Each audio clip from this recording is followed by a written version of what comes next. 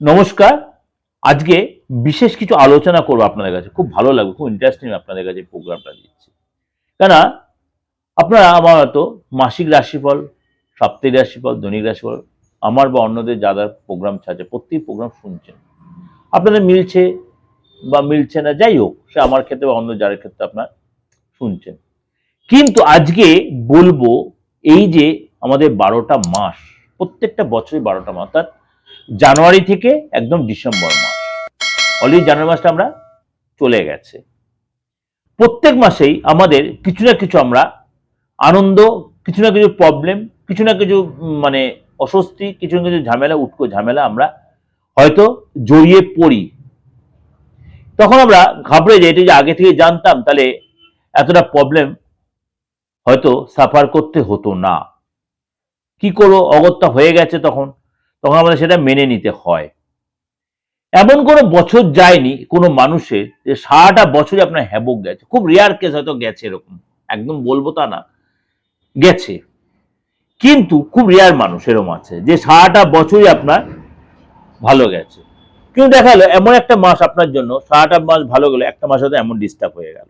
তাহলে আজকে আমি সেরকমই আপনাদের যে প্রেজেন্টেশন দেব, সেমনই আপনাদের যে প্রেজেন্টেশন দেব যে এই 12 রাশির, অর্থাৎ 12 রাশির 12 মাস, অর্থাৎ মেষ টু মিন 12 মাস। অলরেডি আপনার জানুয়ারি মাসটা কেটে গেছে, অতটা ইন্টারেস্ট হবে না। ফেব্রুয়ারি মাসে অনেকটা দিন কাটিয়ে ফেলেছেন।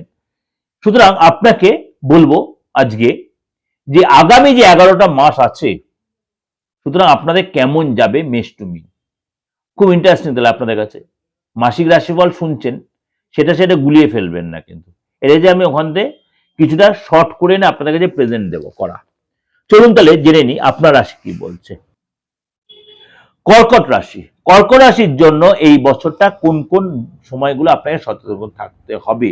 আপনাকে কিন্তু মার্চের 25 তারিখ থেকে পুরো এপ্রিল মাসটা এবং সেপ্টেম্বর মাসের আগে আপনাকে অবশ্যই আগস্টের 27-28 তারিখ থেকে আপনাকে সতর্ক থাকতে হবে। পুরো সেপ্টেম্বর মাসটা, অর্থাৎ এপ্রিল মাস আর সেপ্টেম্বর, অর্থাৎ মার্চ মাসের শেষের থেকে আপনাকে এপ্রিল মাসটা পুরো এবং আগস্টের শেষের থেকে সেপ্টেম্বর মাসটা পুরো এবং অক্টোবর মাসের 4-5 দিন, অর্থাৎ প্রথম সপ্তাহটা আপনাকে সতর্ক থাকতে হবে। এই সময় কিন্তু পারিবারিক ক্ষেত্রে বা ফ্যামিলিকে নিয়ে চাপ হতে, বাবা মা শরীর নিয়ে চাপ হতে, আপনার মানসিক অবস্থায় রাগ যে বেড়েতে পারে, আবেগ নিয়ন্ত্রণে রাখবেন। এইসব জিনিস নষ্ট হতে, জিনিস চুরি হতে পারে, আপনাকে কেউ ভুল বুঝতে পারে, এবং আপনাকে কিন্তু এই সময় অর্থহানির যোগ রয়েছে। আপনার জিনিস চুরি বা লসের খরচের ভাত খাওয়াবেন, অতিরিক্ত কাজের দায়িত্ব আসবে, অফিসে আপনাকে ভুল বুঝবে, আপনাকে কেউ সব টার্গেট করে ফেলবে, কর্মক্ষেত্রে কাজের জায়গায় মানসিক শান্তি আপনার বিঘ্নিত হবে।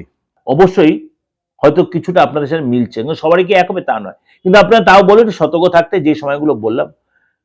আর যদি দেখছেন কোনো সাফার করছেন, এরকম প্রবলেম অ্যারাইজ হচ্ছে, কনসাল্ট করবেন কারোর কাছে। যদি অ্যাস্ট্রোলজি মানেন, জ্যোতিষ মানেন, সে আপনার প্রপার গাইড দেবে এবং সেখান থেকে আপনার অনেকটা রিলিফ দেবে। কিন্তু কিছুটা হলেও কিন্তু আপনার কষ্ট অনুভব করবেন।